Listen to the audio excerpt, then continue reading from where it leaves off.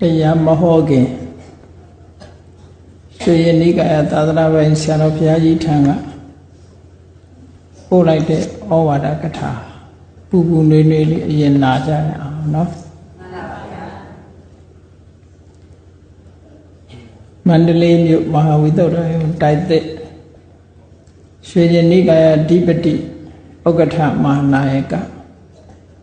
အဘိဓစ္စမဟာရထခုရုအဘိဓစ္စအက္ခမဟာတတ္တမသောတိကအက္ခမဟာပဏိတနိုင်ငံတော်ဩဝါဒစရိယဝါဆိုဆရာတော်ဘုရားကြီးဤအနုမောဒနာဩဝါဒကထာရန်ကုန်တိုင်းဒေသကြီးအပါအဝင်တိုက်ကြီးမြို့နယ်ဥက္ကံမြို့ဘုရားကြီးသာသနာဤရွှေရည်နိကာယဝိနည်းအဓိကပရိယတ္တိစာမွေးပွဲဝိနည်းစာရဗျာမွဲကြီးကိုကျင်းပခဲ့ရာယခုနှစ်1382ခုနှစ်တပိုရဲလတွင်နှစ်50ပြည့်မြောက်သည်ဖြစ်၍အလုံးဝမ်းမြောက်စရာကောင်းလာပါကြောင်းဤပွဲတော်ကြီးကိုမူလအက္ခမဟာပဏိတအဘိဓစ္စမဟာရထဂုရုနိုင်ငံတော်ဩဝါဒစရိယဘုရားကြီးကျောင်းဆရာတော်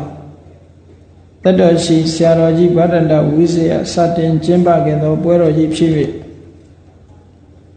အလုံးပင်ကြီးညိုပွဲကောင်းလာပါသည်ယင်ဘုရားကြီးကျောင်းဆရာတော်ဤတပည့်နိုင်ငံတော်ဩဝါဒစရိယအက္ခမဟာပဏိတအဘိဓစ္စမဟာရထဂုရုအဘိဓစ္စအက္ခမဟာတတ္တမဇောတိက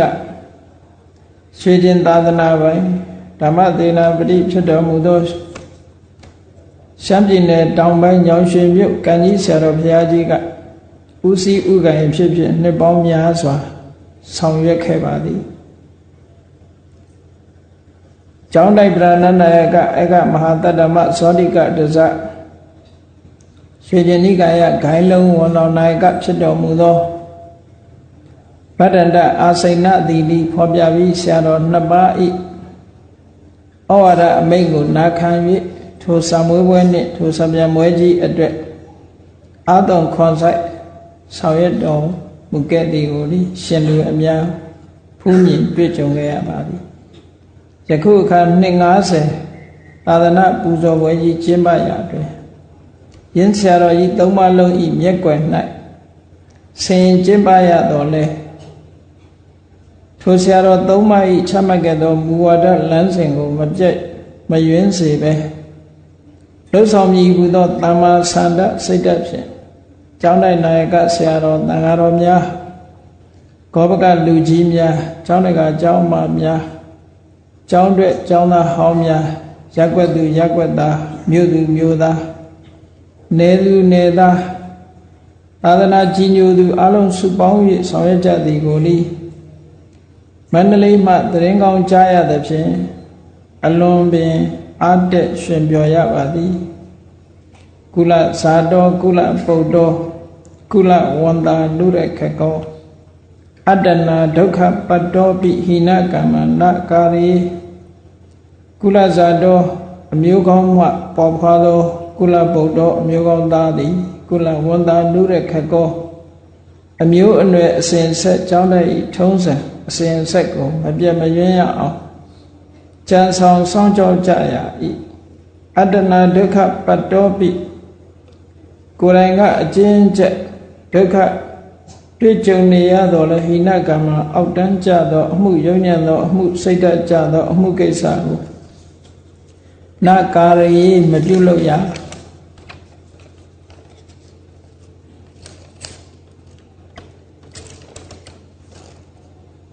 ဤနိတိကျမ်းလာဆုံးမစကားအရဥက္ကမြို့တန်ဃာတော်ပိုင်းလူဒါဂဒါဂမအပိုင်းနှစ်ပိုင်းဝိုင်းဝန်းညီညွတ်ဆောင်ရွက်ကြသဖြင့်နိုင်ငံနှင့်အဝန်း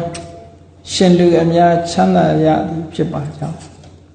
ဒုက္ခတန်ခတတာမေဂီဟုသောဒေသနာတော်ရချမ်းသာလာပါကြောင်းတမေကနံတဘောသူခေါ်ဟုသောဒေသနာတော်ရအများလဲချမ်းသာကိုယ်လဲချမ်းသာဝမ်းသာစရာကောင်းသောညီညွတ်သူတို့ဤနိဗ္ဗာန်ရောက်ကြောင်းသူတော်ကောင်းတို့ဤဆောင်ရွက်ဖွယ်ဟူသည်များသည် ချမ်းသာချောင်းဒုက္ခတရားဖြစ်ပြီးတိတ္တာနုတိတ္တတပိစင်ဆက်တို့သည်ညီညွတ်စွာကြိုးစားဆောင်ရွက်ကြစေလိုကြောင်းဆုတောင်းပတ္ထနာပြုအပ်ပါတည်း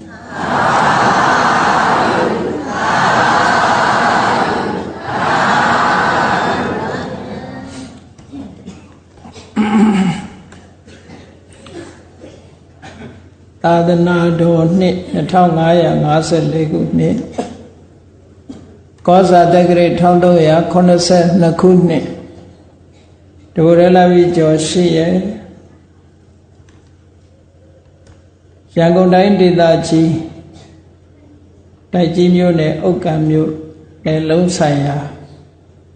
ရွှေကျင်နိကာယဝိနည်းအဓိကပရိယတ္တိစာမေးစာပြန်ပွဲတော်ကြီးနှစ်90ပြည့်ရွှေတုအထိမ့်မှတ်ဖြစ်ဖြင့်အထူးဆင်ရင်ကျင်းပအပ်သည့်ဓမ္မသဘင်အခမ်းအနား၌ဟောကြားအပ်သောဆုပ်ယုပ်ခြင်းနဲ့ကြီးပွားတိုးတက်ခြင်းအကြောင်းတရားဒေသနာတော်ဒီကနေ့ညဓမ္မသဘင်အခမ်းအနားကိုရှင်ဘုန်းတော်သခင်ရှင်တော်မြတ်ဖရာ၏မဟာကရုဏာကုံကိုအာယုပြုကတိကျူးဖွဲ့ဆိုအပ်သောဝန္ဒနာပနာမအာတိတဂါထာကိုရွတ်ဆိုပူဇော်ခြင်းဖြင့်စတင်ကြရအောင်ယောကပဂောတိဟိပိယပမေယံကာလံကရွန်တော်တိဒုက္ခရာနိခေရံကတောလောကဟိတယာနာထောနမောမဟာကရုဏိကတတတယောနာထောဝိနိယမြာစွာတတ္တဝါဤချမ်းသာစီးပါလိုလားတောင်းတအကုန်ပေါင်းခါသဖြင့်နာထအမြညာခြင်းရှင်တော်မြတ်ဖရာသည်ကပ္ပဂောတိဟိပိဂရေကဘာအရေးအတွက်သင်္ချာတို့ဖြင့်တော်လဲအဘယ်မေယံရည်တွေ့တိုင်းဒါဖော်ပြခြင်းငါမစွမ်းနိုင်ပါသောကာလံလေးအသင်ချေသိမ့်နေကဘာရှိကြသောကာလပတ်လုံးလောကဟိတယတတ္တလောကဤအကျိုးစီးပွားအလို့ငါအတိဒုက္ခရာနိဥ္စာသက်ချစ်လက်အင်္ဂါမေတ္တာကြီးမှသမိတာနှင့်တထာဇနီစွန်ញင်းကြီးဟုကျက်တိထဝယ်50အစုအလွန်ခဲ့ရင်သောအမှုတော်ကိုကရွန်တော်ဘုရားဖြစ်ရန်ဤတန်ကြိုးကုတ်အထုတ်တော်မူရသည်ဖြစ်ပြီးခေရန်လက်ချေမျက်လုံးအသက်ဆုံးလျက်နှလုံးစိတ်ဝံကိုရောဤပင်မညင်းတို့ကတောဘဝတဏ္ဍကျိန်ထွန်းများစွာရောက်တော်မူခဲ့ရရှာလေပြီမဟာကရုဏိကတတ္တဝါများယဝေသားကဲ့သို့တနာချစ်ခင်မှာကရုဏာရှင်ဖြစ်တော်မူသောရတနာတသဝိနည်းများစွာတတ္တဝါဤချမ်းသာစီးပါလိုလားတောင်းတဂုံပေါင်းခါသဖြင့်နာထမြညာထိုးရှင်တော်မြတ်ဖရာအားနမောယုတိပြောင်းပြော့မှန်ကိုလျော်၍ကရောယုကျိုးရှိခိုးခြင်းသည်အထုဘဝတုစင်စင်မသွေဖြစ်ပါစေတည်း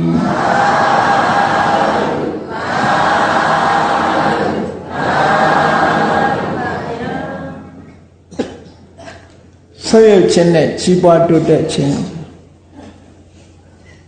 လောကမှာကြုံတွေ့ရတဲ့အရာနှစ်ခုပဲဆုပ်ယုပ်ခြင်းရှိတယ်လို့ကြီးပွားတိုးတက်ခြင်းနဲ့ရှိတယ်အဲ့တော့ဆုပ်ယုပ်ခြင်းနဲ့ကြီးပွားတိုးတက်ခြင်းဆိုတာလူတူတယောက်နဲ့သက်ဆိုင်တာလည်းရှိတယ်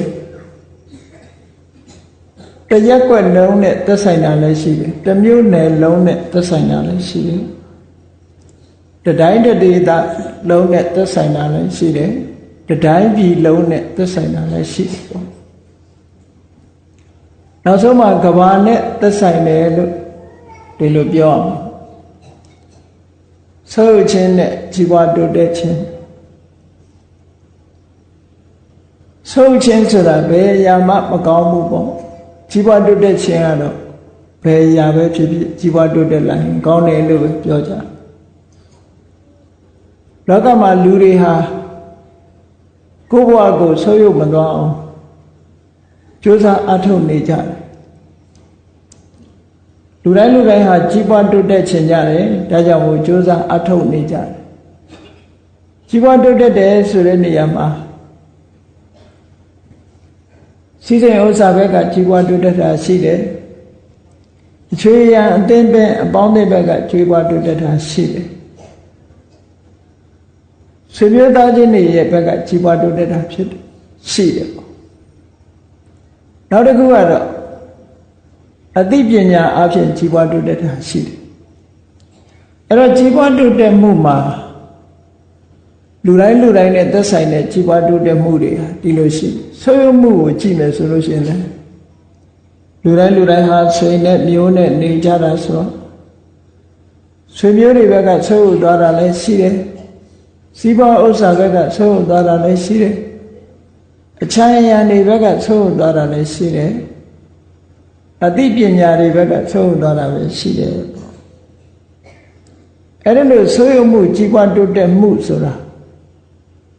ဘယ်သူမှမရှောင်လွဲနိုင်တဲ့အရာတွေဖြစ်တယ်နိုင်ငံတစ်နိုင်ငံမှာဆိုလို့ရှိရင်အရေးကြီးတဲ့စီးပွားတိုးတက်မှုကပါလေနိုင်ငံတိုင်းဒီကနေ့အာရုံစိုက်ပြီးတော့စူးစမ်းနေကြတာဘာတိုးတက်ဖို့လဲလို့ဆိုစီးပွားရေးတိုးတက်ဖို့ဟောစီးပွားရေးတိုးတက်ဖို့နီလာမျိုးစုံချပြီးတော့ကိုယ်နိုင်ငံ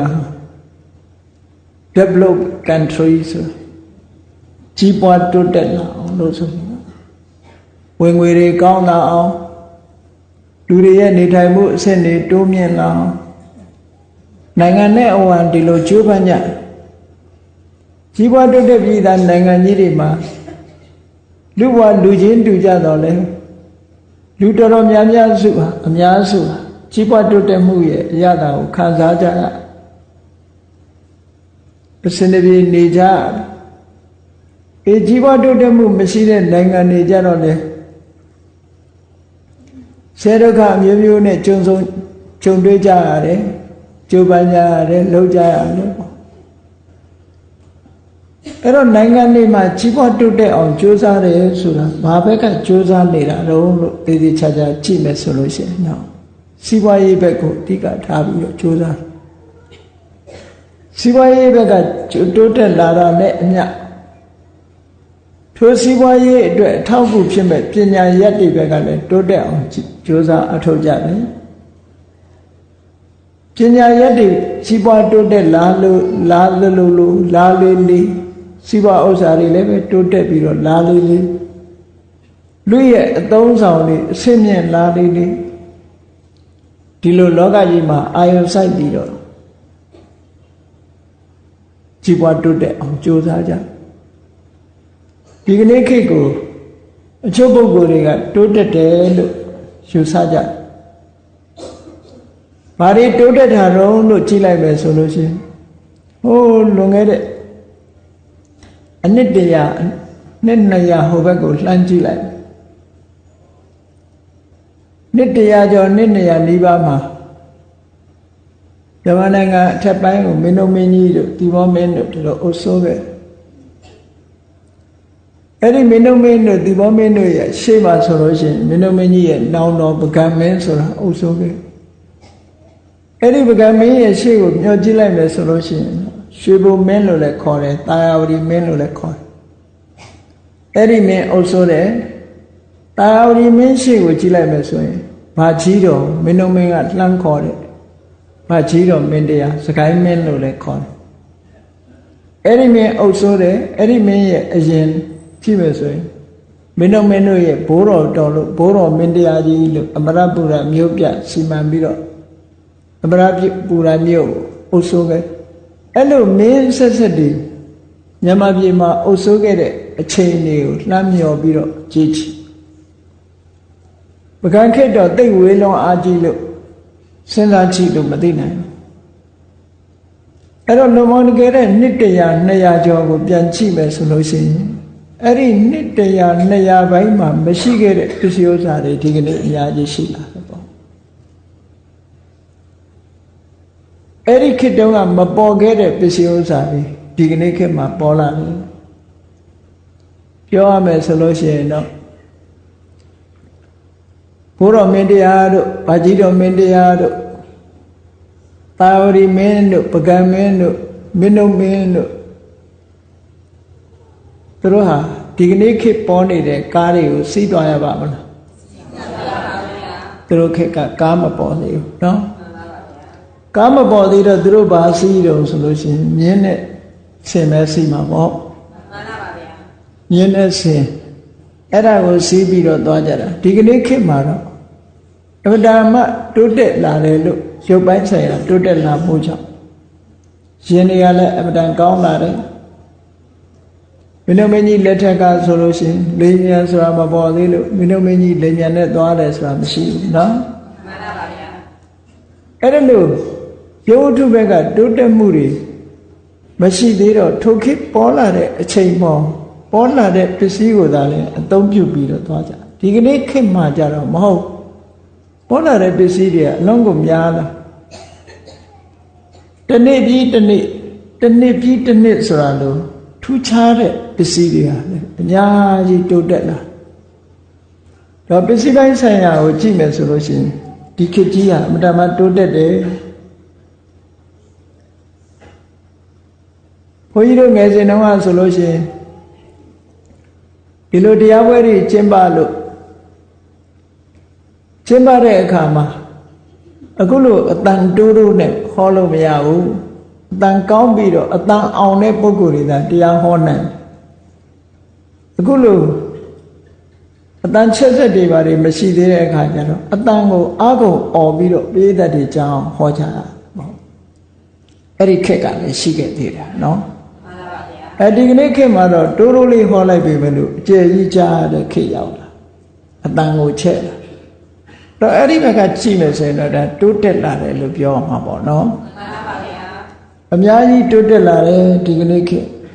ဟိုရှေးတုန်းကဆိုလို့ရှိရင်ဖျောင်းနိုင်မီးလေးတို့စီမီကွက်ကလေးတို့ထွန်းပြီးတော့တရားနာရမှာပေါ့အဲ့ဒီနောက်တိုးတက်လာတဲ့အခါကျတော့အောင်လင်းတက်မီးလေးထွန်းပြီးတော့တရားနာဟောဒီကနေ့ခေတ်ကျတော့လျှက်စစ်မီးဆိုပြီးတော့ထိန်နေပဟောထိန်နေလင်းနေအောင်ထွန်းထားလို့ရတယ်အဲ့တော့ယောဂုဆိုင်ရာတွေကိုကြည့်မယ်ဆိုလို့ရှိရင်တစ်နှစ်ပြီးတစ်နှစ်တစ်ခေတ်ပြီးတစ်ခေတ်ဆိုတာတိုးတက်ချီးပွားလာဒါတိုးတက်တဲ့အပိုင်းကိုကြည့်တာဆိုးတဲ့အပိုင်းတွေကိုကြည့်မယ်ဆိုလို့ရှိရင်ယောဂုဘက်ကတိုးတက်လာသလားစိတ်ဓာတ်ရေးရာ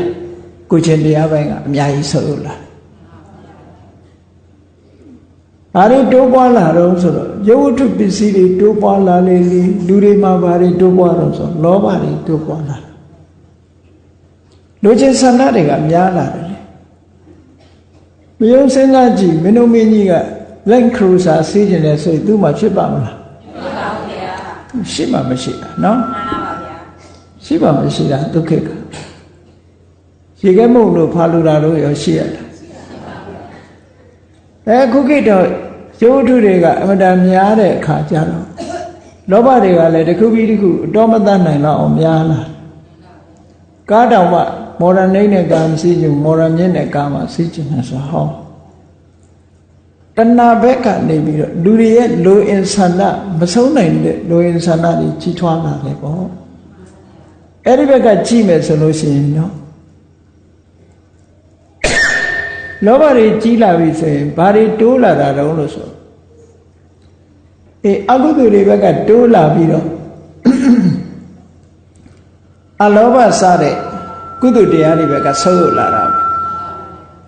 လိုချင်မှုတွေများလာရင်လောဘများလာတယ်လောဘများလာရင်လောဘရဲ့ဆန့်ကျင်ဘက်ဖြစ်တဲ့အလောဘဆိုတာနည်းသွားတာပေါ့မှန်ပါပါဗျာကိုချင်းတရားတွေဘက်ကလည်းပဲပြက်ပြားလာတကဘာလုံးကိုခြုံကြည့်မယ်ဆိုရင်လူတွေဟာစီးပွားရေးနဲ့ပတ်သက်ပြီးတော့တနိုင်ငံနဲ့တနိုင်ငံရှင်ပြိုင်ကြရတယ်တမျိုးနယ်နဲ့တမျိုးနယ်ရှင်ပြိုင်ကြနောက်ဆုံးမှာတဦးနဲ့တဦးရှင်ပြိုင်လို့ကိုယ့်ရဲ့နေပါအိမ်နီးနားချင်းကကားစီးရင်ကြံတဲ့အိမ်နီးနားချင်းကလည်းကားစီးကျင်လာတယ်ပေါ့ဒီလိုကြိုးစားအထောက်မှုတွေများလာတဲ့အခါ တာရှိတယ်လို့မရတာလည်းရှိတယ်မရရင်ဘာဖြစ်လာလဲလို့ဆိုရင်လူတွေရဲ့စိတ်ထဲမှာ stress လို့ခေါ်တယ်စိတ်ဖိစီးမှုတွေဖြစ်လာအဲ့ဒီရှင်ပြိုင်မှုကိုအကြောင်းပြုပြီးဒီလိုတိုးတက်မှုတွေအကြောင်းပြုပြီးတော့ရှင်ပြိုင်မှုတွေအများကြီးပေါ်လာတယ်အဲ့ဒီရှင်ပြိုင်မှုတွေကကိုယ်ချင်းတရားကိုပြပြသွားစေတယ်ပေါ့အဲ့ဒါလိုပြပြသွားသည့်အတွက်ကြောင့်ဒီကနေ့ခေတ်ဟာရာသီဥတုကလည်းအမတန်မှပူလာရာသီဥတုပူလာတော့ဘုလိဝတ္တဌာနတို့သိပ္ပံဆရာတွေကတော့ပြောတာပေါ့သဘာဝရဲ့ဥရုဖောက်ပြန်မှုတွေတို့အိုဆုံးတက်ပေါက်တာတို့လာနီညာတို့အယ်နီညိုတို့ဘာတို့ဒါတွေပြောမှာပေါ့နော်မှန်ပါဗျာတစ်ဖက်ကထည့်ပြီးတော့ပြောစရာရှိတာမလဲလို့ဆိုရင်လူတွေရဲ့စိတ်ပူပန်မှု stress ဆိုတာတွေကဒီစိတ်ဖိစီးမှုတွေရဲ့အပူကလည်းပဲနဲတာမှမဟုတ်ပဲတမန်လူတယောက်ဟာအေးချမ်းချမ်းနေတဲ့ပုဂ္ဂိုလ်ရဲ့ကိုယ်ကနေထွက်လာတဲ့အငွေ့မပြင်းထန်ဘူးစိတ်လှုပ်ရှားပြီးတော့လူချင်းဆန္ဒတွေပြင်းနေတဲ့ပုဂ္ဂိုလ်ရဲ့တဏ္ဍာကနေထွက်လာတဲ့အပူငွေ့ပိုပြင်းထန်အခုတရားနာတဲ့အတိုင်းမှာလူတွေကပိုအိုက်လာကြတယ်ဘာလို့ပိုအိုက်တော့ဆိုလူတယောက်ဟီတာတစ်လုံးဖြစ်နော်မှန်ပါပါအပူတွေဝင်နေတဲ့အတွက်ကြောင့်လူရဲ့အပူငွေ့တွေဟာများလာခါတိုင်းနဲ့ပိုများလာတယ်လို့ပြောရမယ်ဘာဖြစ်လို့တော့ဆိုလို့ရှိရင်လူတွေမှာတစ်ကမ္ဘာလုံးနဲ့ခြုံပြီးတော့ပြောမယ်ဆိုရင်တစ်နယ်လုံးတစ်ရပ်ကွက်လုံးတစ်မြို့နယ်လုံးဒေသကြီးတစ်ခုလုံးခြုံပြောလို့ရှိရင်စိတ်ပူပန်ပြီးတော့လောဘတွေဒေါသတွေမောဟတွေဆိုတဲ့ဒီသဘာဝတရားတွေစိတ်ထဲနှလုံးထဲမှာပူလောင်ပြီးတော့နေတာကြောင့်မို့လို့ခန္ဓာကိုယ်ကထွက်လာတဲ့အပူတွေဟာလည်းပူပြီးတော့များလာတယ်ပေါ့အဲ့ဒါလို့ပူများလာသည့်အတွက်ကြောင့်ကဘာကြီးကလည်းပဲပူနွေးလာပဲဒါလည်းအကြောင်းတစ်ခုလို့ပြောရမှာပဲဒါကြောင့်မို့လို့တိုးတက်ခြင်းနဲ့ဆုပ်ယုပ်ခြင်းနဲ့ကြီးပွားတိုးတက်ခြင်းလို့ဆိုတဲ့နေရာမှာတစ်ဖက်ကဆုပ်ယုပ်တာတစ်ဖက်ကကြီးပွားတိုးတက်တာအဲ့ဒါလို့တမန်အားဖြင့်ကြည့်ပြီးတော့ပြောကြစီးပွားရေးဘက်ကဆုပ်ယုပ်သွားတယ်ဆွေတွေမျိုးတွေကဆုပ်ယုပ်သွားတယ်အပေါင်းအသင်းရောင်းရင်အချမ်းရံပေးတတ်တွေကဆုပ်ယုပ်သွားတယ်အသိပညာတွေကဆုပ်ယုပ်သွားတယ်ကိုချင်းတရားတွေကဆုပ်ယုပ်သွားအဲ့ဒီဆုပ်ယုပ်မှုတွေထဲမှာဘယ်ဆုပ်ယုပ်မှုကဆိုးပြီးတော့ဘယ်ဆုပ်ယုပ်မှုကနည်းနည်းတော်သေးတယ်လို့ပြောရမလဲဆိုတာစဉ်းစားရမှာပေါ့ကြီးပွားတိုးတက်မှုဆိုတဲ့နေရာမှာလည်းပဲ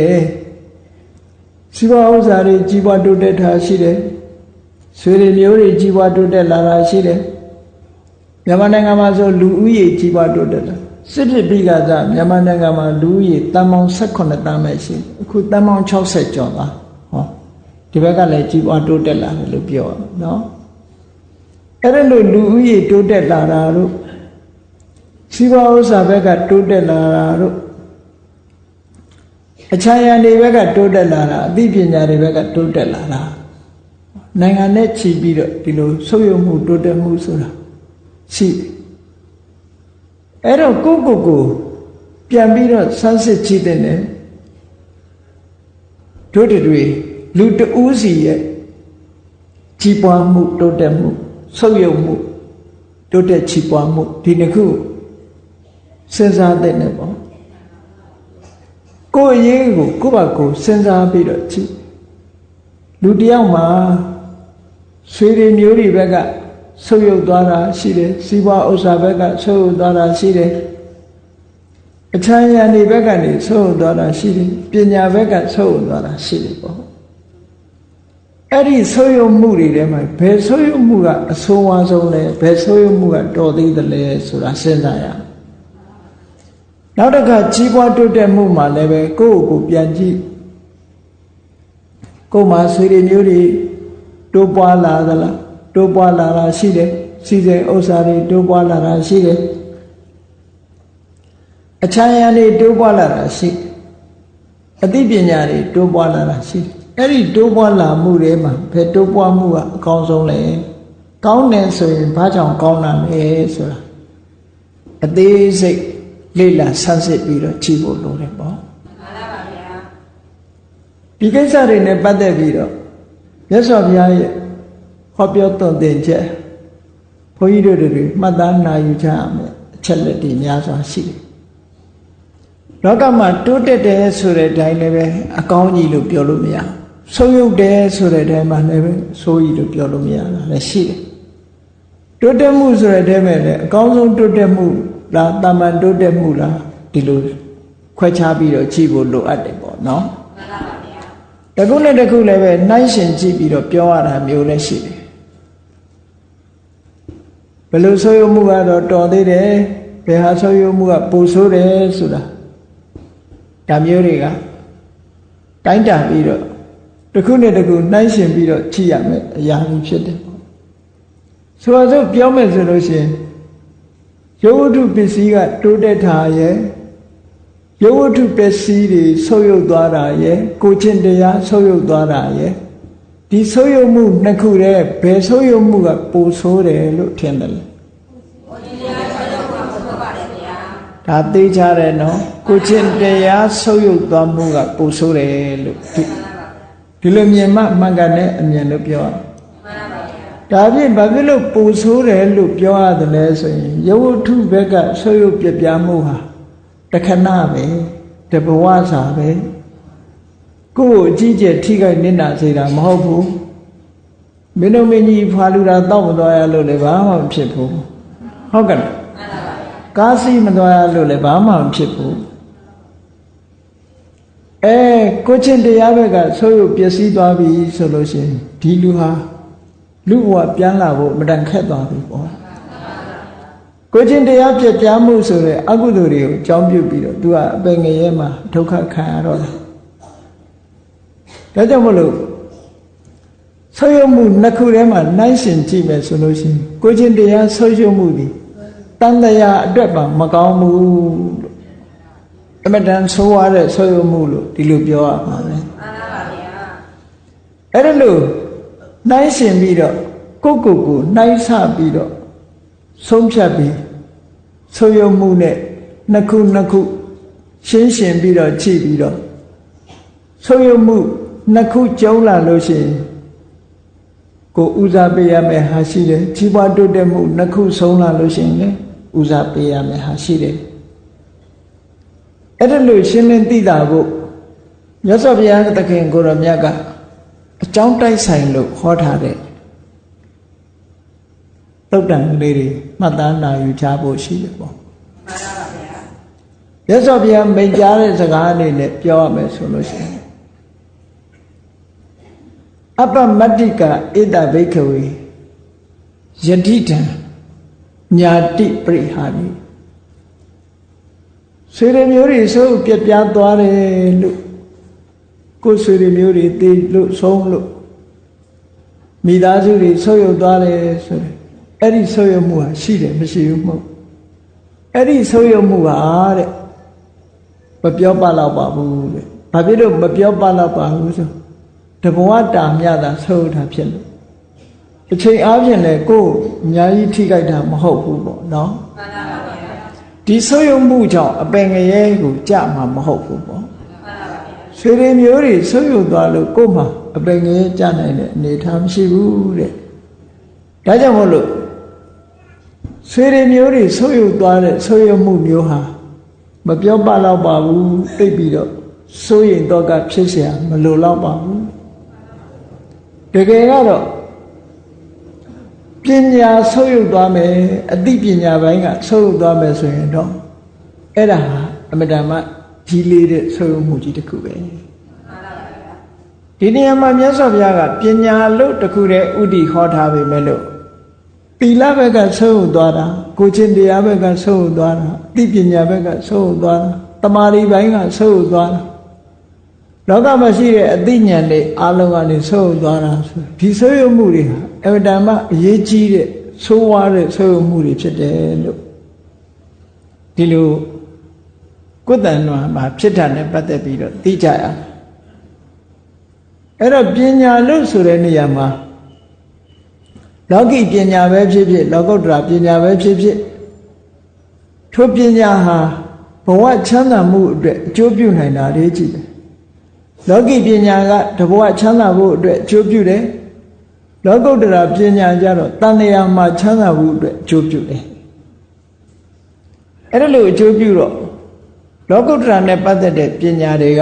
ဘာတွေလဲလို့မေးလို့ရှိရင်ဘုန်းကြီးတို့တွေကိုယ်တဏ္ဍာမှာအဲ့ဒါမျိုးမဆုပ်ရွရအောင်တတိထားဖို့လိုအပ်တဲ့ဟာနံပါတ်1ကကမ္မတက္ကတာပညာတဲ့ကိုလို့ရင်ကောင်းတာလို့သည်ဖြစ်စေမကောင်းတာလို့သည်ဖြစ်စေကောင်းတာလို့ရင်ကောင်းကျိုးကိုနဲ့သာသက်ဆိုင်တယ်မကောင်းတာလို့ရင်လည်းမကောင်းကျိုးဟာကိုနဲ့သာသက်ဆိုင်တယ်လို့ကံကံရဲ့အကျိုးကိုသိမြင်တဲ့အသိပညာဟာဘဝတစ်ခုအတွက်အမြဲတမ်းအရေးပါတဲ့အသိပညာတစ်ခုဖြစ်တယ်လောကမှာလူတွေစာဝတ်နေရေးအတွက်ရှားဝေနိုင်တဲ့ပညာတွေဘလောက်တက်ကမ္မတက္ကတာပညာမျိုးမရှိဘူးဆိုလို့ရှိရင်အဲ့ဒီပုဂ္ဂိုလ်ဟာကောင်းရသူဒီကိုမရောက်နိုင်ဘူးလေဒါကြောင့်မလို့ကံကံရဲ့အကျိုးသိမြင်တဲ့လက်ခံနိုင်တဲ့ပညာမျိုးကမ္မတက္ကတာပညာလို့ခေါ်တယ်အဲ့ဒါကိုပဲကမ္မတက္ကတာတမ္မာဒိဋ္ဌိလို့လည်းသုံးတယ်ပေါ့တမ္မာဒိဋ္ဌိဆိုတာလည်းပဲပညာကိုပဲပြောတာပဲအဲ့တော့အဲ့ဒီပညာကဘဝခရီးလျှောက်လန်းတဲ့အခါမှာချမ်းသာဒုက္ခရဖို့အတွက်အမှန်တမ်းအရေးကြီးတဲ့ပညာရတယ်လောကီပညာအတမွေးဝမ်းကြောင်းပညာဆိုတာတဘဝစာအတွက်ပဲအသုံးကျတယ်ဟောဒီတမ္မာဒိဋ္ဌိကမ္မတက္ကတာပညာဆိုတာကြတော့တဘဝစာအတွက်တည်းမကဘူးတဏှာအတွက်ပါအသုံးဝင်တယ်ဘယ်လိုကြောင့်အသုံးဝင်တာတုံးလို့ဆိုရင်စဉ်းစားကြည့်ကိုယ့်အကိုလည်းပြန်စစ်ဆေးကြည့်ကံတရားနဲ့ကံတရားရဲ့အကျိုးငါလက်ခံသလားတကယ်ရောယုံကြည်သလားဒါကိုယ့်အကိုစဉ်းစားမှန်ပါပါဗျာကိုယ့်ကိုစဉ်းစားတယ်ဆိုတဲ့နေရာမှာအလေးနဲ့ထားတဲ့ပုဂ္ဂိုလ်ဟာမြတ်စွာဘုရားဟောတဲ့အတိုင်းကောင်းတာလုပ်လို့မကောင်းတာလုပ်တဲ့မြတ်ကံတရားတွေဟာငါနဲ့သက်ဆိုင်တယ်ငါပဲအမွေခံရမယ်မကောင်းတဲ့ကံရဲ့အမွေကမကောင်းကျိုးကောင်းတဲ့အမွေကံရဲ့အမွေကကောင်းကျိုးလို့ဆိုလူတိုင်းဟာကောင်းကျိုးချမ်းသာပဲရချင်ဆိုးကျိုးကိုဘယ်မှမရချင်ဘူးပေါ့ကံကိုမယုံတဲ့ပုဂ္ဂိုလ်ကြတော့အိုးကောင်းတာလုပ်လဲကောင်းတာမဖြစ်ပါဘူးဆိုးတာလုပ်လဲပဲအဆိုးမဖြစ်ပါဘူးကံဆိုတာလောကမှာမရှိပါဘူးကံရဲ့အကျိုးဆိုတာလည်းလောကမှာမရှိပါဘူးသူဖြစ်ချင်တာဖြစ်တာပါလို့ဒီလိုခံယူတဲ့ပုဂ္ဂိုလ်နဲ့မဟုတ်ဘူးကောင်းတာကိုလုပ်ရင်ကောင်းကျိုးရမယ်ဆိုးတာကိုလုပ်ရင်ဆိုးကျိုးရမယ်ကံကံရဲ့အကျိုးဆိုတာရှိတယ်လို့မြင်တဲ့ပုဂ္ဂိုလ်ဒီပုဂ္ဂိုလ်နှစ်ဦးကိုနှိုင်းယှဉ်ကြည့်မယ်ဆိုလို့ရှိရင်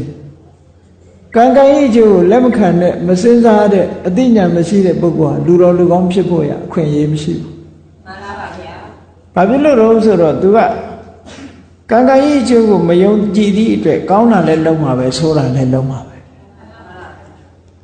ကံကံရဲ့အကျိုးကိုလက်ခံတဲ့သိမြင်တဲ့ဉာဏ်ရှိတဲ့ပုဂ္ဂိုလ်ကတော့ဆိုးတဲ့ကံကိုလုပ်ရင်ကိုယ်ရဲ့ဆိုးကျိုးတွေရမှာဆိုတာသူကကြောက်တယ်ကောင်းကျိုးချမ်းသာကိုရကြသည့်အတွက်ကြောင့်ကံကံရဲ့အကျိုးကိုယုံကြည်သည့်အတွက်ကြောင့်ကောင်းကျိုးချမ်းသာရဖို့ကောင်းတာပဲလုပ်တယ်သူကြတယ်ဟောဒါကြောင့်မလို့ကမ္မတက္ကတာတမ္မာဒိဋ္ဌိရှိပြီဆိုလို့ရှိရင်လူတော်လူကောင်းဖြစ်နိုင်တယ်လို့ဒီလိုပြောတယ်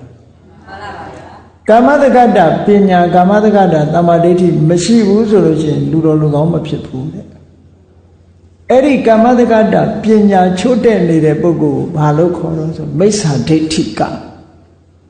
ဒုစရိုက်7ပါးထဲမှာမနောဒုစရိုက်မှာမိစ္ဆာဒိဋ္ဌိဆိုတာပါတယ်အဲ့ဒီမိစ္ဆာဒိဋ္ဌိဆိုတာကံရဲ့အကျိုးကိုညှင်းပယ်တဲ့မှားရတဲ့အယူဆတရားကိုပြောတာတက္ကာယဒိဋ္ဌိတို့ဘာလို့နဲ့မဆိုင်ဘူးအဲ့ဒီနေရာမှာတက္ကာယဒိဋ္ဌိကိုပြောတာမဟုတ်ဘူးအဲ့ဒီမနောဒုစရိုက်မှာပါတဲ့အကုသလကမ္မပဋ္ဌတရား7ပါးမှာပါတဲ့ဒိဋ္ဌိမိစ္ဆာဒိဋ္ဌိဆိုတာကံရဲ့အကျိုးကိုညှင်းပယ်တာကံရဲ့အကျိုးကိုညှင်းပယ်ရင်ကံကိုလည်းညှင်းပယ်ပြီးသားဖြစ်တယ်ပေါ့မှန်ပါပါဗျာဒါကြောင့်မို့လို့ ကိုလှုပ်တာကိုကိုအတိမမပြုတ်တဲ့သဘောရောက်သည့်အတွက်ကြောင့်အဲ့ဒီပုဂ္ဂိုလ်မြတ်စွာဘုရားကကောင်းရသူဂတိဘုံမရောက်ဘူးတဲ့ဒါကြောင့်မို့မိစ္ဆာဒိဋ္ဌိအယူရှိတဲ့ပုဂ္ဂိုလ်ဟာသက်္ခာဝရဏနတ်ပြည်ကိုတောင်တားတယ်လို့ဒီလိုပြောတာမှန်ပါဗျာအဲ့ဒီကံကနတ်ပြည်ကိုတားတယ်ကောင်းရသူဂတိကိုမရောက်နိုင်ဘူးတဲ့ဟောကမ္မတက္ကတပညာရှိတဲ့ပုဂ္ဂိုလ်မှဒီဘဝကသိဆုံးသွားလို့ရှိရင်နောက်ဘဝတွေဆိုတာကောင်းရဘုံကိုရောက်တယ်ဒါကြောင့်မလို့ကမ္မတက္ကတပညာဆုပ်ယုပ်မသွားအောင်ဘုန်းကြီးတို့တွေတတိထားဖို့လိုအပ်တယ်ပေါ့မှန်ပါဗျာဟောနောက်ပညာတစ်ခုကဘာတုံးဆိုလို့ရှိရင်ဝိပဿနာပညာဝိပဿနာပညာဆိုတာကမ္မတက္ကတပညာတဲ့အဆင့်မြင့်သွားတယ်နိဗ္ဗာန်ကိုရဖို့ရအတွက်ဝိပဿနာပညာမရှိဘဲနဲ့နိဗ္ဗာန်လမ်းကြောင်းပေါ်မရောက်နိုင်ဘူးမှန်ပါပါအဲ့တော့ဝိပဿနာပညာဆိုတာဘာတော့သူများမြင်နေချအတိုင်းမြင်တာမဟုတ်ဘဲနဲ့တတ္တဝါဆိုတဲ့အထင်ကိုကြော်ဖြတ်ပြီးတော့ယုံနာဓမ္မသင်္ခါရမျှတာမြင်တယ်ဆိုတဲ့အမြင်မျိုးထိုယုံနာဓမ္မသင်္ခါရတရားဟာမမြဲတဲ့သဘောဆင်းရဲတဲ့သဘောကိုယ်မပိုင်တဲ့သဘောတွေရှိတယ်လို့လက္ခဏာ၃ရပ်နဲ့တွဲဆက်ပြီးတော့မြင်တဲ့အမြင်မျိုးကိုဝိပဿနာပညာလို့ခေါ်တာမှန်ပါဗျာအဲ့ဒီဝိပဿနာပညာမရှိဘဲနဲ့ဘယ်ပုဂ္ဂိုလ်မှမဖို့ရတယ်ဆိုတာမရှိအဲ့တော့မဖို့နိဗ္ဗာန်ရဖို့ရအတွက်ဝိပဿနာပညာဆိုတာအရေးကြီးတာမဟုတ်အကယ်၍ဝိပဿနာပညာဆိုးရပြပြသွားပြီဆိုရင်ဘလောက်ပဲမဖို့ရခြင်းပဲလို့ရမှာမဟုတ်ဘူးတဲ့မှန်ပါပါနိဗ္ဗာန်ကိုမျက်မှောက်ပြုဖို့ရအတွက်ဝိပဿနာပညာဟာအရေးကြီးတဲ့အပိုင်းမှာပါတယ်ဒါကြောင့်ဝိပဿနာပညာရဲ့ဆုံးယုံမှုဟာအမှန်တမ်းဆိုးရတဲ့ဆုံးယုံမှုလို့ဟောနောက်တစ်ခုကဘာတော့ဆိုရင်ဇာနာပညာတမာရီကျင့်စဉ်တစ်ခုကျင့်ပုံကျင့်နည်းနဲ့ကတမာရီကျင့်စဉ်တစ်ခုကိုအောင်မြင်မြင်ကျင့်လို့တမာရီရဲ့အကြောင်းထိုတမာရီကြောင့်ရရှိလာတဲ့အကျိုးတရားတွေကိုကောင်းစွာသိမြင်တဲ့ပညာမျိုးဒါဇာနာပညာလို့ခေါ်တယ်မှန်ပါဗျာအဲ့ဒီပညာရှိတဲ့ပုဂ္ဂိုလ်မှဒီဘဝမှာလည်းအေးချမ်းစွာနေနိုင်ပြီးတော့နောက်မှကဘာချီပြီးတော့အသက်ရှည်တဲ့ပြမဘုံမျိုးချမ်းသာတာနေနိုင်တယ်ဆိုတဲ့အကျိုးကျေးဇူးတွေကိုရနိုင်တယ်ပေါ့မှန်ပါဗျာ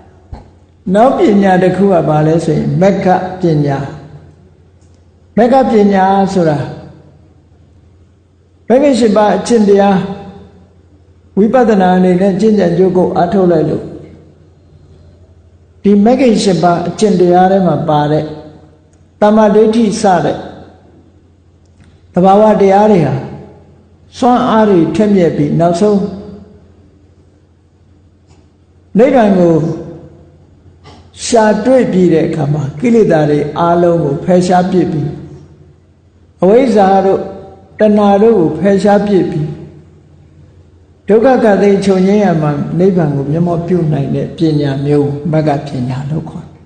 မှန်ပါဗျာအဲ့ဒီမဂ္ဂပညာကထုတ်လွတ်လိုက်တဲ့အသိပညာမျိုးကြတော့ဖလပညာလို့ခေါ်တယ်အဲ့ဒီမဂ္ဂပညာဖလပညာမရဘဲနဲ့တဏှာဝုကလွတ်နိုင်စွာဘယ်သူမှမရှိဘူးတဏှာဝဆင်းရဲတွေကလွတ်ကဲမှုအတွက်ဒီပညာနှစ်ခုဟာစွမ်းဆောင်မှုပေးနိုင်တယ်တဲ့မှန်ပါဗျာဒါကြောင့်မို့လို့ဒီပညာနှစ်မျိုးမဆုတ်ရအောင်လည်းကြိုးစားအထောက်ကြအောင်ဖြစ်တယ်မှန်ပါဗျာအဲ့ဒါကြောင့်မို့လို့ဒီနှစ်ခုနှိုင်းယှဉ်ကြည့်လိုက်တဲ့အခါပညာရဲ့ဆုတ်ယုတ်မှုဆိုတဲ့နေရာဒီပညာဆုတ်ယုတ်မယ်ဆိုရင်ချမ်းသာဒုက္ခတွေဆုတ်ယုတ်သွားမှာပဲကမ္မတက္ကတာပညာဆုတ်ယုတ်သွားလို့ရှိရင်ဘဝဒုက္ခဘဝတမ္ပတိဆိုတာဆုတ်ယုတ်သွားမယ်ဝိပဿနာပညာဆုတ်ယုတ်သွားပြီဆိုရင်မကဒုက္ခဖလဒုက္ခဆိုတာတွေကဆုတ်ယုတ်သွားနိုင်တယ်ဇာနာပညာဆုတ်ယုတ်သွားနိုင်လို့ရှိရင်ပြမဘုံမှာဖြစ်ပြီးတော့သက်ရှိကြမှုဆိုတဲ့ဒီဇာနာဒုက္ခမှာဆုတ်ယုတ်သွားနိုင်တယ်မဂ္ဂပညာဖလပညာဆုတ်ယုတ်သွားပြီဆိုလို့ရှိရင်မဂ္ဂဒုက္ခ ဖလားဒုက္ခနိဗ္ဗာန်ဒုက္ခတွေကဆွဲယူသွားနိုင်တယ်လို့ဆုံးရှုံးနေတာသွားနိုင်တယ်ဒါကြောင့်မို့အဲ့ဒီပညာရဲ့ဆွဲယူမှုဟာအမှန်တမ်းကြီးမားတဲ့ဆွဲယူမှုလို့ဒီလိုပြောတာနော်မှန်ပါဗျာအဲ့ဒီဒါကြောင့်မို့လို့အခုပြောရတဲ့ပညာတွေတိုးပွားလာအောင်မိမိတို့ကိုယ်တိုင်ကြိုးစားအထောက်ကြရမယ်ဒါကြောင့်မို့မြတ်စွာဘုရားကအပ္ပမတ္တိကဧတဝိက္ခုယတိတံညာတိပရိဟာနိစေတမျိုးတွေရဲ့ဆွေးမှုဆိုတာမပြောပါတော့ပါဘူးတဲ့ဧတံပฏิကိဋ္ဌံယတိတံညာပညာပရိဟာနိပညာဆွေးရတော်မူကတော့ဆိုးဆုံးပဲလို့ပညာဆွေးရမှုမဖြစ်စေရဘူးလို့မြတ်စွာဘုရားတတိပေးပြီးတော့ဟောကြားတဲ့တရားတစ်ခုပဲเนาะမှန်ပါဗျာအဲ့တော့ဒီစေရီမျိုးတွေဆွေးရသွားတာဘာကိုအကြောင်းပြုပြီးတော့မြတ်စွာဘုရားကဟောတာလဲလို့ဆိုလို့ရှိရင်သူကယဟန်တွေကဒါနဲ့ပတ်သက်ပြီးတော့ဆွေးနွေးကြတာရှိတယ်ပေါ့ဗန္ဓုလစစ်သူကြီးအကြောင်းအလုံးကြားဖို့ကြလိမ့်မယ်မြတ်စွာဘုရားလက်ထက်ကဗန္ဓုလစစ်သူကြီးကိုပြောတာဗမာပြည်ကဗန္ဓုလစစ်သူကြီးကိုပြောတာမဟုတ်ဘူးအဲ့ဒီမြတ်စွာဘုရားလက်ထက်တော့ကဗန္ဓုလစစ်သူကြီးဆိုတာအမတမရဲရင်ပြတ်သားပြီးစွမ်းအားထက်မြက်တယ်သူ့မှာအမတမအားကိုးရတဲ့အခွန်ဗလကောင်းပြီးတော့ရဲစွမ်းတတ်သိရှိတဲ့သား32ယောက်ရှိဘယ်တော့သူသားတွေနဲ့ခြံရံလဲတစိမ့်တရံတောင်မှအကုစရာမလိုဘူးသူတို့သားဖသူပါနဲ့ဆိုရင်33ယောက်ပေါ့နော်မှန်ပါဗျာအမှန်တမ်းရဲစွမ်းတတ်သိရှိတော့ဘယ်တိုက်ပွဲမျိုးတိုက်ရသူတို့သားဖပါလို့ရှိရင်ကုန်အောင်ပွဲခံရတယ်ပေါ့အဲ့ဒီလိုဆွေတွေမျိုးတွေဘက်ကကြီးပွားတိုးတက်နေတဲ့ဗန္ဓုလစစ်သူကြီးဟာပတိနေရီကောသလမင်းကြီးကိုဂုံးတိုက်ကြတဲ့အခါပတိနေရီကောသလမင်းကြီးကအထင်မြင်နေလွဲသွားတယ်။ဘာဖြစ်လို့ဂုံးတိုက်တယ်လဲလို့ဆိုလို့ရှိရင်တရက်တော့တာဝတိပြည်ကတရားရုံးတစ်ခုမှာတရားသူကြီးတွေကမတရားသဖြင့်ဆုံးဖြတ်ပြီးတော့နေကြတော့မကျေနပ်တဲ့လူတွေကအော်ကြဟစ်ကြဗန္ဓုလစစ်သူကြီးအနာရောက်တဲ့အခါမှာဘယင်ခါစားဖို့သွားတော့အနာရောက်လာတဲ့အခါမှာဗန္ဓုလစစ်သူကြီးကိုတောင်းဆိုပေးကြတရားရုံးမှာမမှန်ကန်ကန်ဆုံးဖြတ်ပေးဖို့ဆိုဗန္ဓုလစစ်သူကြီးကဝင်ထိန်ပေးတဲ့အနေနဲ့သူကတရားရုံးဝင်ပြီးတော့တရားဆုံးဖြတ်ပေးတယ်မှန်ကန်အောင်ဆုံးဖြတ်အဲ့ဒါလို့ဆုံးဖြတ်တဲ့အခါမှာလူတွေကသဘောကျပြီးတော့သူ့ကိုဝိုင်းဝန်းပြီးတော့ထောက်ခံကြအဲ့ဒါကိုကောသလမင်းကြီးကသိတဲ့အခါကျတော့တိုင်းပြည်သားတွေကဗန္ဓုလတရားသူကြီးဗန္ဓုလစစ်သူကြီးတရားဆုံးဖြတ်တာကိုသဘောကျတယ်ဆိုတော့သူ့ကိုပဲဒီတောင်းအောင်ပေးလိုက်တော့ဟိုတရားသူကြီးဟောင်းတွေကလက်လက်ပါမရတဲ့အခါကျတော့မကြေမနပ်ဖြစ်လာကြတယ်ပေါ့အဲ့ဒါနဲ့ခုံးတိုက်ဘယင်းဆိုတာလည်းပဲသူတို့ကရန်သူအလွန်များတာဟုတ်ဒါမို့ခုံးတိုက်တော့ယုံတာပေါ့ဗန္ဓုလစစ်သူကြီးဟာသားတွေနဲ့အတူသွားလာဆိုတော့အမတန်ကောင်းတယ်ကောင်းတော့ဘယင်းကိုဂုံးတိုက်ကြတယ်ဗန္ဓုလစစ်သူကြီးကထီနန်းကိုလူလိုက်မယ်သူကကောသလတိုင်းသားမဟုတ်ဘူးမန္လတိုင်းသားမန္လလူမျိုးကောသလမင်းကြီးနဲ့သူက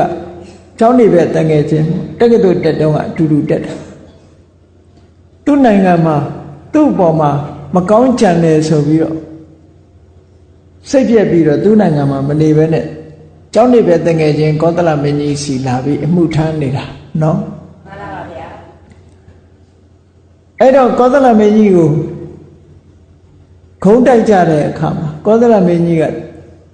သူသွားတာလာတာသူ့သားတွေနဲ့ဒီအင်အားကိုကြည့်ပြီးတော့ကောသလမင်းကြီးကသူ့နန်းစည်းစိမ်ကိုလူမှစိုးရိမ်လာသည့်အတွက်ကြောင့်တနေ့ကျတော့သူ့ကိုတိတ်တဆိတ်လှုပ်ကြံတပ်ဖြတ်ခိုင်းလိုက်တယ်ပေါ့နေကြားဒေသတွေကိုသဘုံတကန်တွေထနေတယ်လို့စစ်လွတ်လိုက်ပြီးတော့အဲ့ဒီမှာရှုံးဝဲချထားတဲ့သူရဲကောင်းတွေကဗန္ဓုလစစ်သူကြီးနဲ့သူ့ရဲ့သား32ယောက်စလုံးကိုတပ်ပစ်လိုက်ကြ စဉ်းစားတာကြည့်တော့သူတို့အိမ်မှာငကိုကနေကြတာဗန္ဓုလစစ်သူကြီးရဲ့စစ်သူကြီးကတော်ရဲ့သား32ယောက်အချမ်းရံပရိသတ်တွေနဲ့အလုံးတရက်ထဲမှာဗန္ဓုလစစ်သူကြီးရောသား32ယောက်ရောအားလုံးတရက်ထဲမှာတပ်ပြစ်လိုက်တယ်ဆိုတော့သူတို့အိမ်ဟာ6တွေ့မသွားပေဘူးလားသွားပါတယ်ဗျာအေးဆွေတွေမျိုးတွေဟာကုန်ခန်းသွားတဲ့အဓိပ္ပာယ်မျိုးရအဲ့ဒါကိုအကြောင်းပြုပြီးတော့ယဟန်တွေကစကားပြောကြတယ်ဗန္ဓုလစစ်သူကြီးဟာအရင်တော့ဘယ်နေရာသွားသားတွေနဲ့ဆွေတွေမျိုးတွေနဲ့တိုင်တိုင်ဝိုင်းဝိုင်းသိတ်ကောင်းအခုကြတော့သူဆွေမျိုးတွေမရှိတော့ဘူးအလုံးဟာသူတို့အိမ်ဟာတိတ်ဆိတ်ပြီးတော့ဆွေတွေမျိုးတွေပဲကဆုံးယုတ်သွားတယ်ဆိုတဲ့အကြောင်းကိုမြတ်စွာဘုရားတရားမဟောခင်ပြောဆိုနေတာကိုမြတ်စွာဘုရားကြွလာတဲ့အခါကျတော့ယဟန်တွေကိုမေးတယ်ဘာစကားပြောကြတာတုံးဆိုဒီလိုဒီအကြောင်းပါပဲဗျာဆွေတွေမျိုးတွေဆုံးယုတ်ပြပြသွားတာဆိုးရတဲ့အကြောင်းပြောနေကြတာဆိုတော့မြတ်စွာဘုရားဒီဒေသနာကိုဟောတာလောကမှာဆွေတွေမျိုးတွေဆုံးယုတ်ပျက်စီးသွားတယ်ဆိုတာဒီတဘွားအတက်တာပါတဲ့ဒီဆုံးယုတ်မှုကိုအကြောင်းပြုပြီးတော့နတ်ပြည်ရဲ့အဟံတားလည်းမဖြစ်ဘူးတဲ့ဆုံးယုတ်မှုကိုအကြောင်းပြုပြီးတော့ငရဲကြတယ်ဆိုတာလည်းမဖြစ်ဘူးတဲ့ဒါကြောင့်မို့ဒီဆုံးယုတ်ပြပြမှုဟာအသေးအဖွဲကပဲမှန်ပါဗျာအရေးကြီးဆုံးကတော့ပညာဉာဏ်အသိဉာဏ်ဆုံးယုတ်မှုကဒါအမတ္တမအန္တရာယ်များတယ်အရေးကြီးတယ်လို့မြတ်စွာဘုရားဒီသုတ္တံဟောတယ်။ဘာဖြစ်လို့လဲဆိုတော့ခုနပြောခဲ့တဲ့အတိုင်းအသိပညာပိုင်းကဆုံးယုတ်သွားပြီဆိုလို့ရှိရင်ချမ်းသာဒုက္ခတွေအလုံးကဆုံးရှုံးလစ်နာသွားနိုင်ဒီဘဝတွင်ဆုံးရှုံးနစ်နာတာလားဆိုတော့မဟုတ်ဘူး။နောက်ဘဝတွေမှာလည်းဆုံးရှုံးနစ်နာတယ်လို့ဒီလိုပြောတာနော်။မှန်ပါဗျာ။ဟောနောက်တစ်ခုဆွေတွေမျိုးတွေတိုးတက်လာတယ်ဆိုတာနဲ့ပတ်သက်ပြီးတော့ဆွေးမှုနဲ့ပတ်သက်ပြီးပြောကြသလိုဆွေမျိုးတွေတိုးတက်လာတာကိုအားကြပြီးတော့ပြောကြတာလည်းရှိတယ်ဘယ်သူတွေကိုအားကြပြီးပြောတော့ဆိုတော့ဝိသခာเจ้าမကြီးကိုအားကြပြီးပြောကြဝိသခာเจ้าမကြီးက9နှစ်အရွယ်မှာသောတာပန်ဖြစ်ပြီးတော့16နှစ်အရွယ်မှာအိမ်တော်ကြအိမ်အောင်ကြပြီးတော့သားသမီးတွေမွေးဖွားလိုက်တာဝိသခာမှာသားသမီး20ရှိတယ်လို့ပြောတခါသားသမီးတွေကဆင်ငယ်မွေးလိုက်တဲ့အခါကျတော့နော်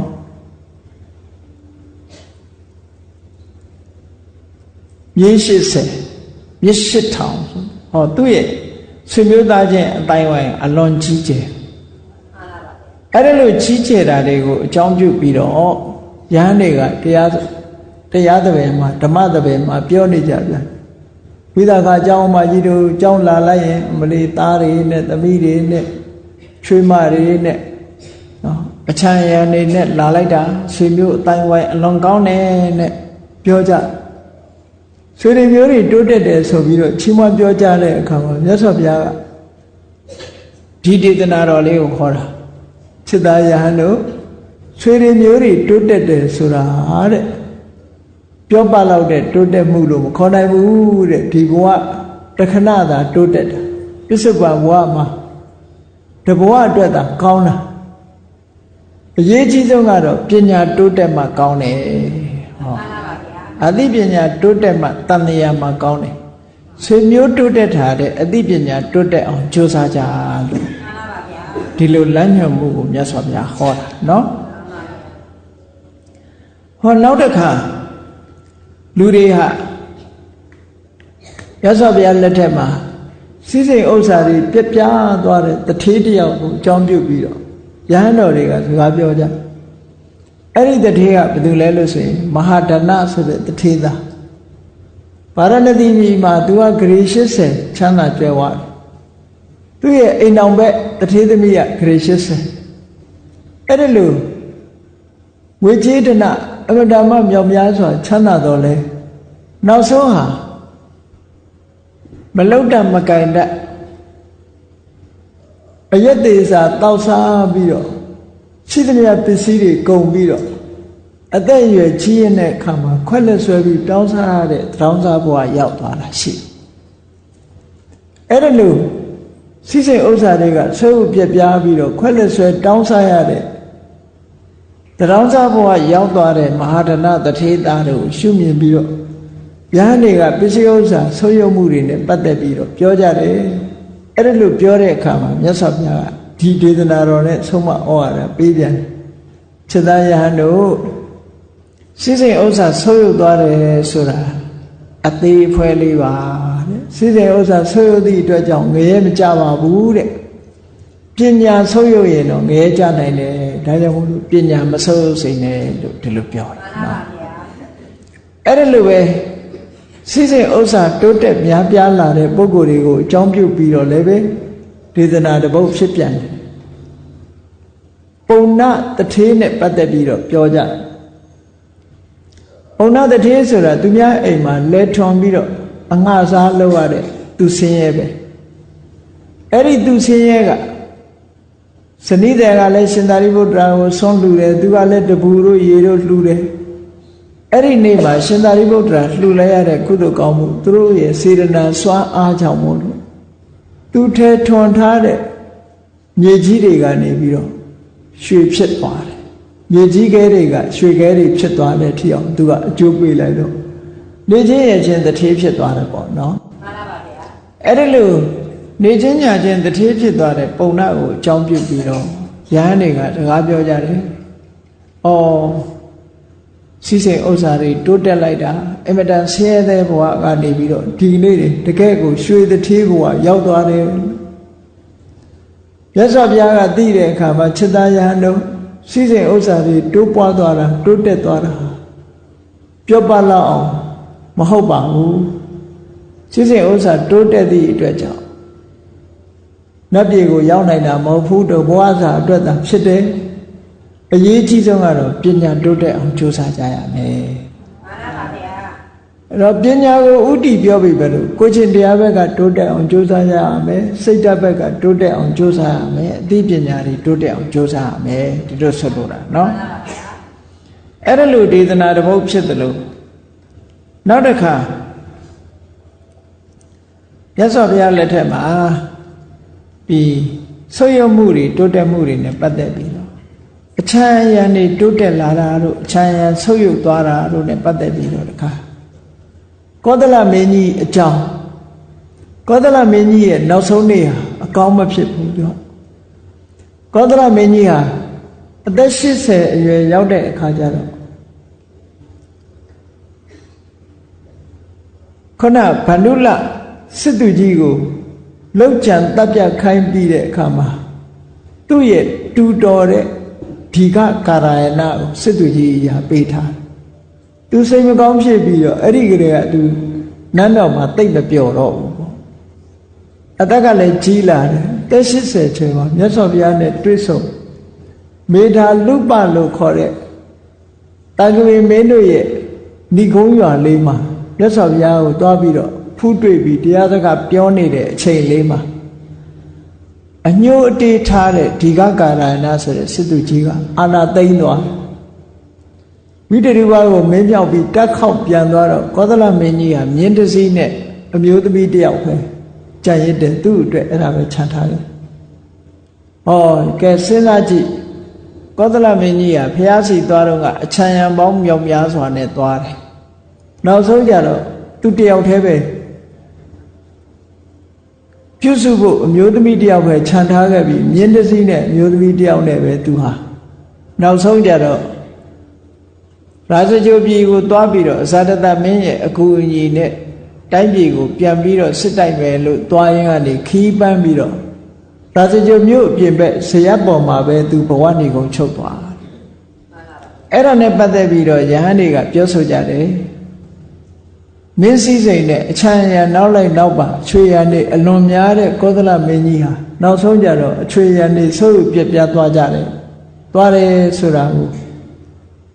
တရားသဖြင့်ဓမ္မသဖြင့်မှာပြောဆိုနေတော့မြတ်စွာဘုရားချစ်သားယဟန်တို့လောကမှာအချွေရံသင်ပင်ဆုပ်ယုပ်ပြက်ပြားခြင်းဆိုတာဟာဒီဘဝအတွက်သာဖြစ်တယ်မပြောပလောက်ပါဘူးအရေးကြီးဆုံးကအသိပညာမဆုပ်ယုပ်ဖို့ကအရေးကြီးတယ်အသိပညာမဆုပ်ယုပ်စေချမ်းတယ်လို့ဒီလိုတိုက်တွန်းတာနော်မှန်ပါပါဗျာ ဟောနောက်တစ်ခါအခြေခံဒီတိုးတက်တာနဲ့ပတ်သက်ပြီးတော့လေမြတ်စွာဘုရားကရာဇဂုပြည်မှာတထေးသားတယောက်ပဲသို့တော်လဲကံမကောင်းအကြောင်းမလားတော့ခုခေတ်ဒီမြန်မာပြည်မှာရင်တော့ကဖြစ်ခဲ့တဲ့ယောဂမျိုးလို့ပေါ့ပလိယောဂအဗဒမကုသလင်မြန်တဲ့ပလိယောဂမျိုးစာပေကျမ်းကနေမှာတော့အဟိဝါဒရောဂလို့ခေါ်တယ်အဟိဝါဒရဲ့အဓိပ္ပာယ်ကိုဖွင့်ဆိုရေးသားကြတာအတိအကျမသိရတော့လည်းပဲမွေစိတ်ကဲ့သို့ပြင်းထန်ပြီးတော့လင်းလင်းမြန်မြန်ကုသတဲ့ယောဂလို့ဒီလိုအဓိပ္ပာယ်ဖွင့်ဆိုကြတယ်ပေါ့အဲ့ဒီအဟိဝါဒယောဂဖြစ်တဲ့အခါမှာသူ့မိသားစုအမေရောအဖေရောသိဆုံးသွားပြီသူကတော့ထွက်ပြေးသွားလို့သူ့မှာဂရေ40ရွှေငွေရတနာတွေမြေကြီးထဲမှာမြုပ်ထားတာရှိတယ်အဲ့ဒါကိုဒီကယောဂကြီးအင်းငိမ့်သွားတဲ့အခါသူတိတ်တဆိတ်ပြန်လာပြီးတော့အဲ့ဒီရွှေတွေငွေတွေမပြည့်စည်တာကိုသိတော့ထုတ်ဖော်ပြီးတော့လည်းမသုံးရဲဘူးနောက်ဆုံးကြတော့သူဟာသူများအိမ်မှာအခစားလုပ်ပြီးတော့ရိုးရိုးကုတ်ကုတ်နဲ့နေတာနောက်ဆုံးကြတဲ့အခါသူလုပ်ရတဲ့အလုပ်ကဘာလို့ဆိုရင်မနေ့စောစောထားဖို့ရက်ွက်ထဲမှာလိုက်ပြီးတော့အော်ဟစ်ရတဲ့နှိုးဆော်ရတဲ့အလုပ်ကိုလုပ်ရအဲ့ဒီအတန်ကြားတဲ့အခါကျတော့ဗိမိသာရမင်းကြီးကဒီလူဟာပတ်စံချမ်းသာတဲ့လူရဲ့အတန်ပဲလို့အတန်ကိုဗိမိသာရမင်းကြီးကအတန်ကြားတာနဲ့လူရဲ့အဆင့်တန်းကိုသိနောက်ဆုံးကျတော့သူ့ရဲ့ရှိုးဝဲစွာထားတဲ့ယရနာတွေကိုထုတ်ဖော်ပြီးတော့သူဟာအမတန်ထင်ရှားကြော်ကြားတဲ့တထေးတူဘဝရောက်ပြီးတော့သွားပြီးခြံရံနေနဲ့ကြီးပွားတိုးတက်သွားတယ်သူ့အကြောင်းကိုယဟန်တွေကပြောကြတယ်အော်ငကိုယ်တော့ကတယောက်တည်းလောက်ကင်စားတော့ပြီးတော့တကောင်ကျွတ်အနေနဲ့ဆင်းရဲသားဘဝနဲ့လောက်ကင်စားတော့နေတဲ့ကုံမဂောဒကဒီနေ့တော့တထေးကြီးဖြစ်ပြီးတော့ခြံရံပရိသတ်မြောက်များစွာနဲ့တကယ့်ကိုချမ်းသာသွားတယ်လို့ဆိုတာကိုပြောကြတဲ့အခါမှာမြတ်စွာဘုရားသခင်ကိုရောမြတ်ကအေးအခုလိုအချမ်းရံနေကြီးပွားတိုးတက်တယ်ဆိုတာမပြောပါတော့ဘူးဒီလိုဘဝတဏ္ဍစာများတာဖြစ်တယ်အရေးအကြီးဆုံးကတော့အသိပညာတိုးတက်အောင်ကြိုးစားဖို့ကပို့ပြီးတော့အရေးကြီးတယ်လို့ဒီလိုမြတ်စွာဘုရားဟောခဲ့တာနော်အေးဒါကြောင့်မို့လို့ဆုပ်ယုပ်ခြင်းနဲ့တိုးတက်ခြင်းတိုးတက်ကြီးပွားခြင်းဆိုတဲ့နေရာမှာဘုန်းကြီးတို့တွေတတိထားရမှာကဆုပ်ယုပ်တဲ့အခါမှာအသိပညာတို့ကိုချင်းတရားပိုင်းတို့ဒါတွေမဆုပ်ယုပ်အောင်တတိထားဖို့လိုအပ်တယ်ဟောမှန်ပါဗျာတိုးတက်မှုကတော့အလုံးတိုးတက်အောင်ကြိုးစားကြရမှာပဲမှန်ပါစီးပွားဥစ္စာလည်းတိုးတက်စေရမယ်ဆွေတွေမျိုးတွေတိုးတက်အောင်ကတော့ကြိုးစားလို့မရတော့ဘူးထင်တယ်နော်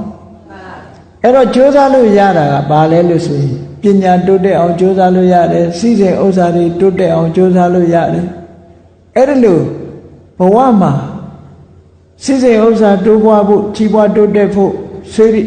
ဒီအချမ်းရံတွေတိုးပွားလာဖို့ပညာတွေတိုးပွားလာဖို့ဒါတွေကိုကြိုးစားအထောက်ရမယ်အဲ့ဒါလို့ကြိုးစားအထောက်ခြင်းဖြင့်ကိုယ်မှာအသိဉာဏ်တွေဖွံ့ဖြိုးတိုးတက်လာမှုချင်းစီးပွားဥစ္စာတိုးတက်လာခြင်းဖြင့်ဒီဘဝမှာချမ်းသာစွာနေရပြီးအသိပညာတိုးတက်ခြင်းအားဖြင့်